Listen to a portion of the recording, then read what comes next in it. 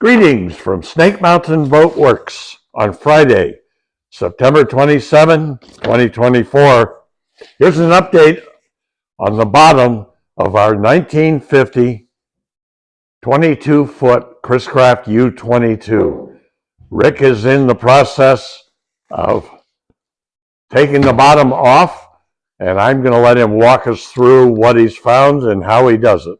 Okay, first of all, I'll show you where. See, it's easier once you have the first plank off because you can see where the frames and the battens are, so you know where to sand.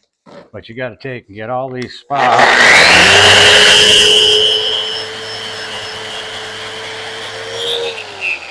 As you can see, you got to get them all opened up.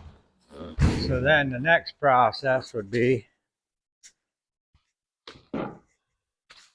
our handy dandy little tools right here. Rotor broach, huh? Yeah, and as you can see, every once in a while they fill up with gunk on the end, so you got to clean them out. So then you put it over to your center of it.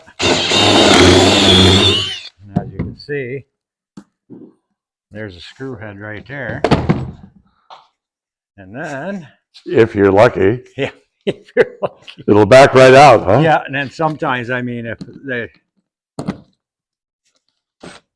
see, sometimes you get some that's only got half a head right there. So when it's only got a half a head, I usually put it back on there again. And I try to save the plank so we can have something. Yeah, we're going to use all of these planks as patterns. We never put an old bottom back on. It's the only thing that's keeping you from the bottom of the lake and enjoying a little visit with the fish. Yeah, as you can see, now the screw's in there, but it's already gone through, so I'll be able to pop it up, take it out after. Right. But then I'm up here on this process. You can see I already got one out. It's already drilled. And I've already taken the screws out. Now I'm at the point of taking the rest of this plank off. I use a hammer for leverage. You got to go real easy with it because you want to save it because there's screws in there. That's one that's gold for a pattern, isn't it? Yeah. And there's still screws that didn't come out, so I got to go real easy with it. As you can see, it's pretty tedious. But just take your time, so you keep working it up, and eventually it's gonna do what you want it to. It's gonna release, huh? Yeah.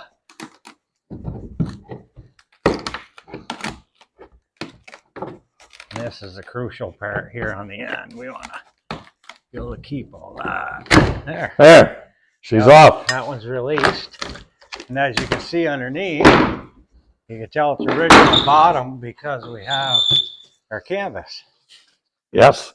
And then our inner planks. And we'll take all of these up too and replace all of these.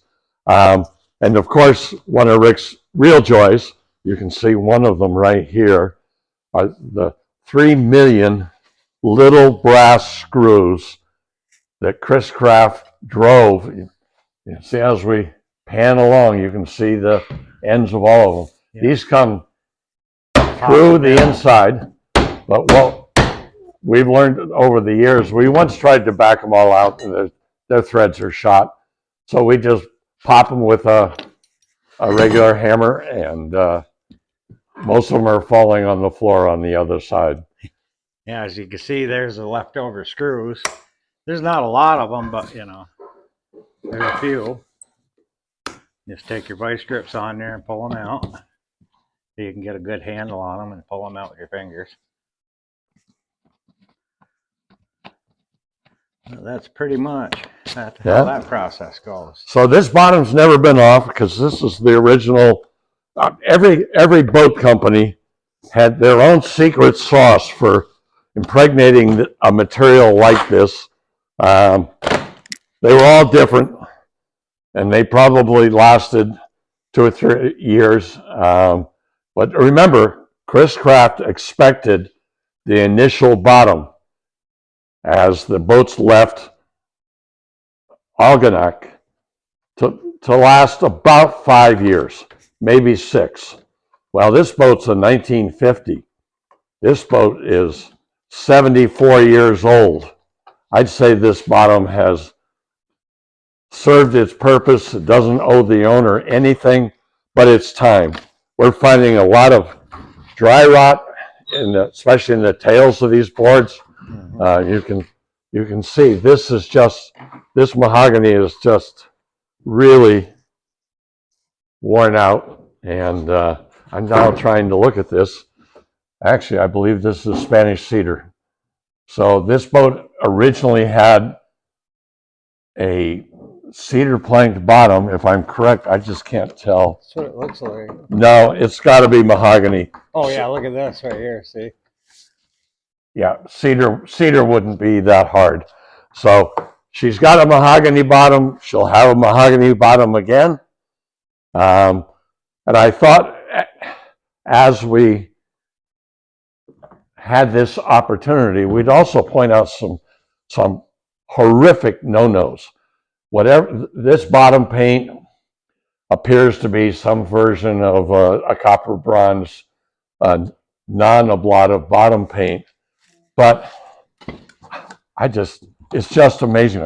We've never seen this before, but it quite clearly did not adhere, because if you just run an awl up it, you'll notice this paint was put on without any primer whatsoever.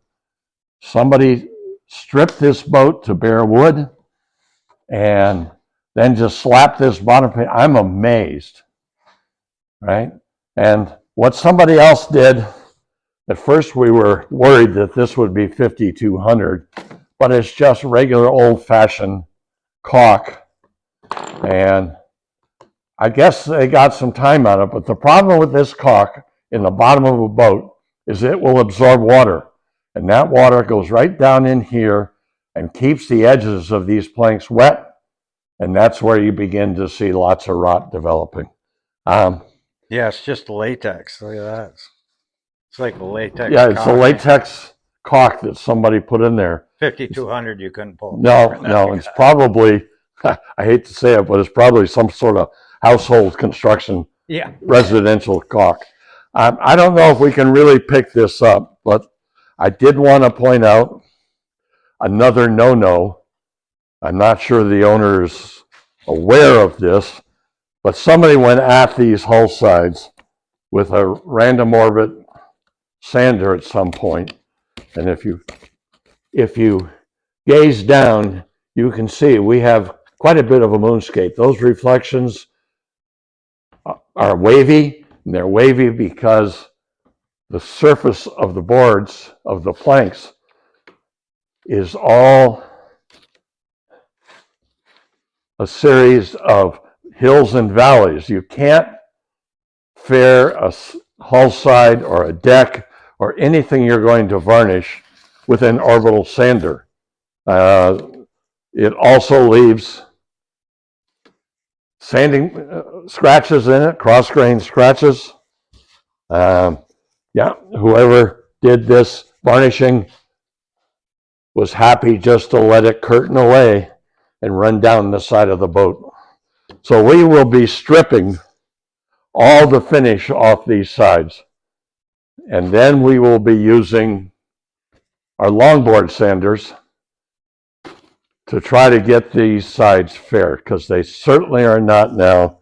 They're severely rippled. We'll do it. We'll get there. It's just a matter of a whole lot of hours sanding the surface. And just remember this video when we get to the one that follows us fairing the sides and applying the first couple of coats of varnish. Another intriguing thing, we can't quite figure out what this is. It's some kind of adhesive. I believe it was used to glue the cutwater on and then screw it on, but it held water. I don't have a tool in my hand right now, but we're forced to do a Dutchman in this area, because this is all rotted underneath. So we will We will do a Dutchman repair here below the water line. Above the water line, the stem is in good shape. But this will be repaired and it'll be better than new when we finish. But you see, any place I go on this boat and I see one of these, right? There's just no primer. You flick that off, the backside's the same color as the outside, and you see bare wood.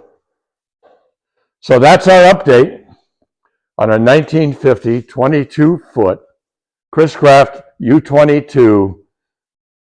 We like to call these Mahogany U22s bright sides because once we finish, oh my God, is it going to be bright. Thank you very much. Bye-bye for now from Snake Mountain Boat Works.